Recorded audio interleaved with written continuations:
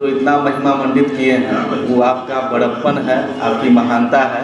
मैं एक सामान्य आदमी हूँ और आप लोग जो भी कर पाया इस ब्लॉक में 2 साल 8 महीने में, वो सब आप लोगों के सहयोग से ही हो पाया।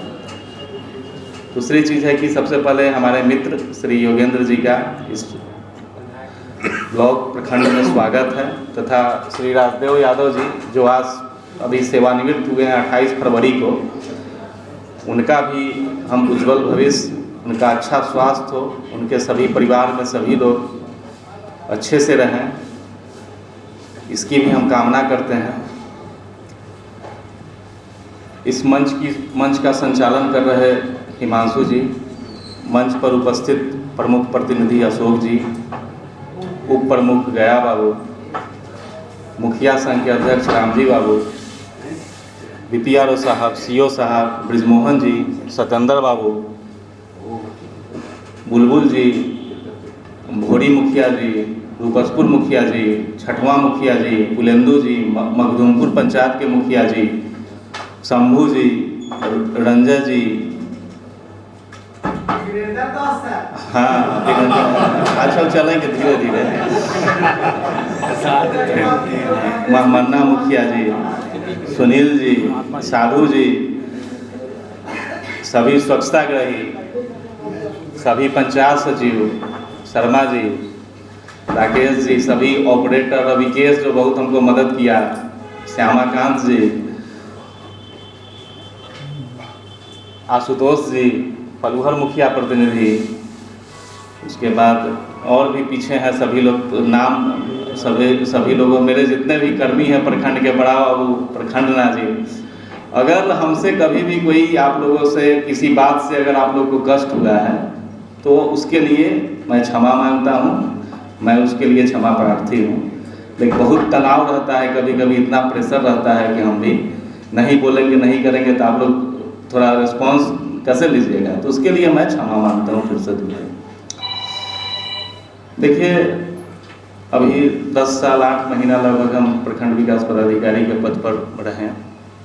उससे पहले जब मैं पहली बार ज्वाइन किया था सीतामढ़ी के एक ब्लॉक में, उससे पहले हम एक सेंट्रल गवर्नमेंट में लगभग 5-5.5 साल सर्विस किए थे, और उससे पहले मतलब प्रखंड में योगदान देने के पूर्व ट्रेनिंग या सब ऐसे जो कहिए, हम अपना जो होम ब्लॉक है गिरी प्रखंडता में 2 बार गया था, तो कोई अनुभव ही नहीं था कि ब्लॉक में कैसे काम होता है, क्या होता है।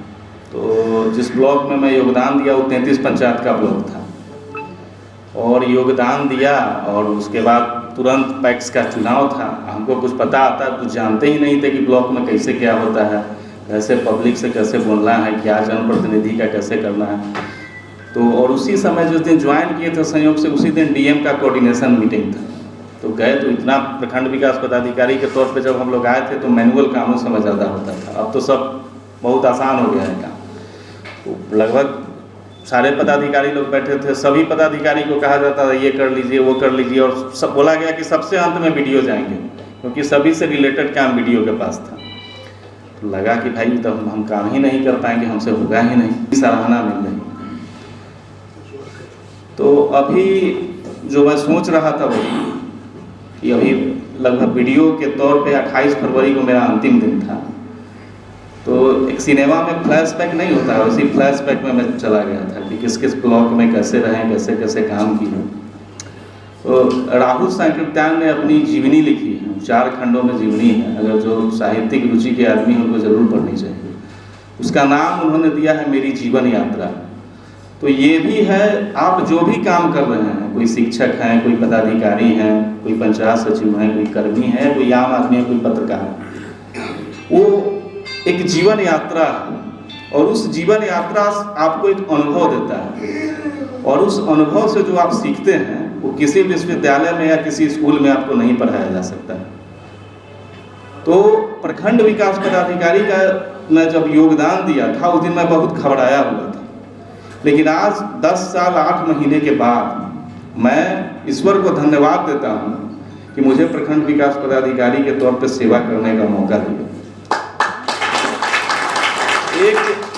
एक इतना विशद अनुभव अब मेरे पास है, एक समाज, एक व्यक्ति, एक समाज के आर्थिक, सांस्कृतिक, राजनीतिक स्वरूप के बारे में जानने का, समाज कैसे काम करता है, समाज कभी आगे चलता है, कभी पीछे चलता है, कभी तेज गति से चलता है, कभी धीमी गति से चलता है, कभी मध्यम गति से चलता है, उसका प्रभाव कैसे पड़ता है, वो आज प्रखंड विकास पदाधिकारी के 10 साल 8 महीने के बाद मुझे एक अच्छा खासा एक अनुभव हो चुका है। जैसा कि बबलू जी ने एक बहुत अच्छा काम, बहुत अच्छी बात बोली कि हम लोग भी आपको कुछ बताएंगे, आप भी कुछ हमको बताइएगा, और उस दोनों के मिश्रण से एक अच्छा कार्य होगा।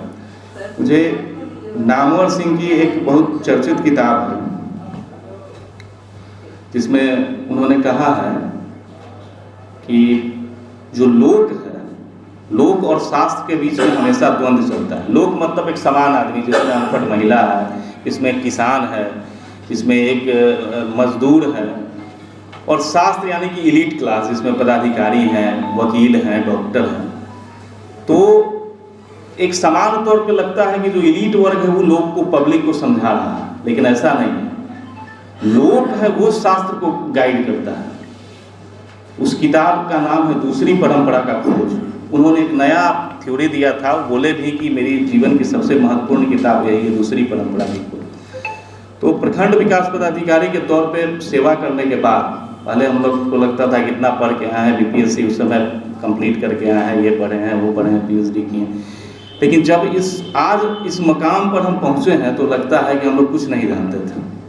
एक समान तौर पे कहावत नहीं होता, हम लोग ट्रेनिंग करते थे, अरे ट्रेनिंग से कुछ होगा, शहर सिखावे कोतवाल को, कि आप जाइएगा, काम कीजिएगा, अपने सब सिखाने लगेगा। तो एक पदाधिकारी या कोई भी आदमी को हमेशा सीखने की प्रवृत्ति रहनी चाहिए। कोई आपको कह रहा है, एक समान आदमी कह रहा है, क्या कह रहा है उसको पहले ध्यान से सुनिए, क्या उसकी समस्या है। वो अगर कोई 400 रुपया के लिए रूपसपुर पंचायत के दुर्गम क्षेत्र से आपके पास आ रहा है, आपके लिए 400 का कोई वैल्यू नहीं है, लेकिन उस आदमी के लिए 400 उसके जीवन का मुख्य आधार है। अगर आप उसके अकाउंट पर अगर 400 रुपया भेज दे रहे हैं तो आप समझिए कि आप एक बहुत बड़ा काम कर रहे हैं। तो ये सब इस पद की विशेषता रही कि इससे हमने सीखा, और उसको सीखा जो आगे के भी जीवन में हमको लगता है कि एक बहुत इससे अनुभव प्राप्त होगा, और आगे भी इससे हम रखना। सभी लोगों ने जो इतना अच्छा विचार किया, मेरे बारे में रखा, मैं पुनः कहता हूँ कि आप सभी लोगों का बड़प्पन है। और ऐसा नहीं है कि मैं बहुत दूर चला गया हूँ, मैं जब आप पटना में ही हम रहेंगे, और लखीसराय पटना से कोई बहुत ज़्यादा दूर नहीं है, तो हम पुनः आप सभी लोगों के बहुत आभारी हैं। और अपनी बात को मैं एक बिहार के चर्चित कवि हैं आलोक धनवा, उनकी कविता से मैं समाप्त करता हूँ। क्योंकि माहौल बहुत, सत्येंद्र बाबू भी कविता एक बहुत अच्छी कविता सुनाए, और बाबा शिवाजी भी एक बहुत अच्छी गीत को अपना प्रस्तुत किए। दुख सुख तो आते रहेंगे, दुख सुख तो आते रहेंगे, सब कुछ पार्थिव है यहाँ। पार्थिव मतलब होता है नष्ट होने वाला। दुख सुख तो आते रहेंगे, सब कुछ पार्थिव है यहाँ, लेकिन मुलाकातें नहीं है पार्थिव। इनकी ताजगी रहेगी यहाँ हवा में, इनसे बनती है नई जगह। एक बार मिलने के बाद भी एक बार और मिलने की इच्छा पृथ्वी पर कभी खत्म नहीं होगी।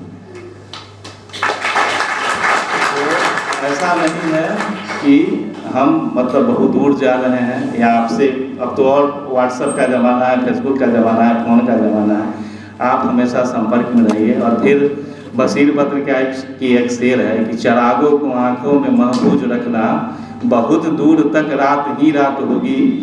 मुसाफिर हैं हम भी, मुसाफिर हो तुम भी, किसी मोड़ पर फिर मुलाकात होगी। धन्यवाद।